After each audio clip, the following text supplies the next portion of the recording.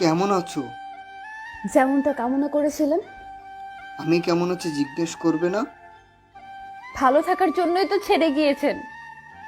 আর আপনার বউ সুন্দরী শিক্ষিতা, সো ভালো না থাকার প্রশ্নই আসে না। রেগে আছো আমার উপর? না। তাহলে অভিমান?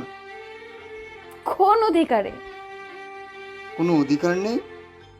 ছিল, বাট কেড়ে নিয়েছেন। আপনি আপনি করছো কেন? তোমার মুখে আপনি শুনতে কষ্ট হয় খুব। তুমি বললে আপন মনে হয়, তুই বললে ঘৃণা চলে আসে।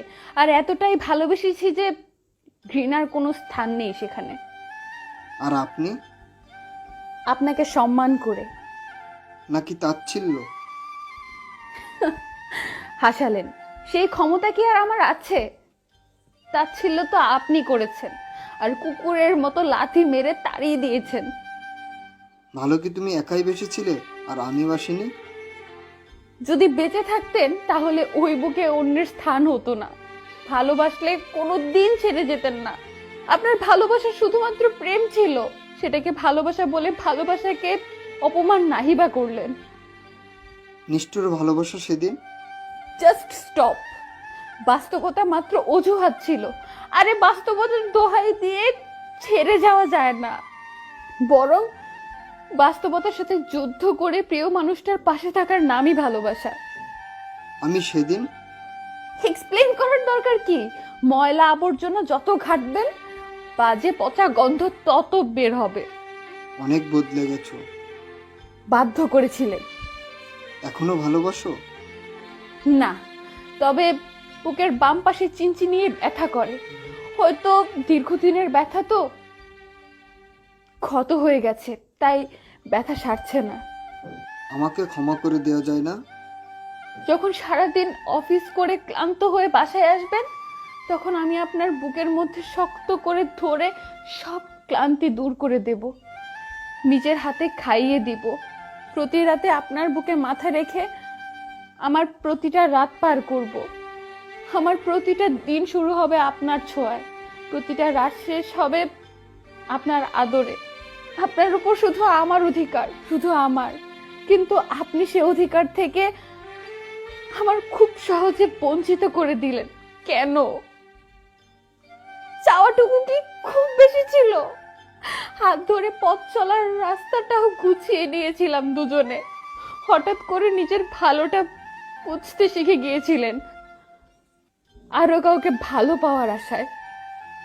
সেই শক্তি পাশেই যখন থাকবেন না, তবে স্বপ্ন কেন দেখিয়েছিলেন?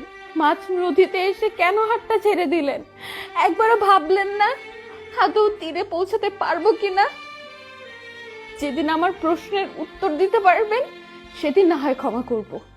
প্লিজ আর কষ্ট দিও না নিজেকে। বাহ, ভালোই তো। চারপাশে আগুন জ্বালিয়ে দিয়ে জিজ্ঞেস করছেন চলছে কেন।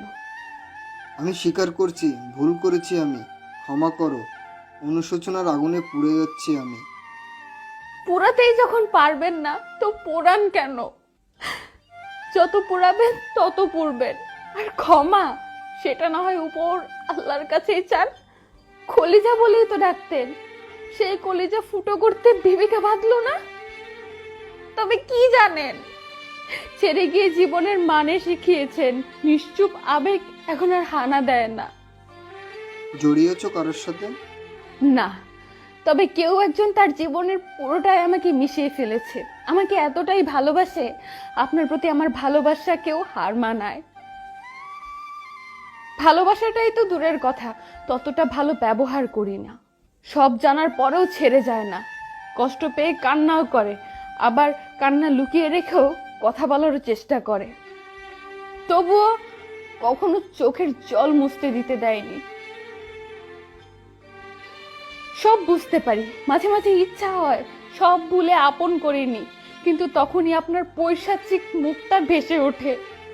মনে পড়ে বিশ্বাসঘাতকতা। বলি আমাকে ছেড়ে যাও, সে বলে তোমার খেয়াল রাখার জন্য হলেও সারা জীবন থাকতে চাই। মেনে নাও তাকে। যদি আবার ভেঙে দেয় মনটা? হয়তো আমি তোমার পারফেক্ট ছিলাম না, তাই আল্লাহ আমাদেরকে আলাদা করে দিয়েছে। হয়তো চেষ্টা করব। আর যদি না পারি, এই প্রতারণার আগুন জ্বলবে সারা জীবন এই হৃদয়ে। আর জ্বলবে সেই মানুষটা যে অসম্ভব ভালোবাসে আমাকে।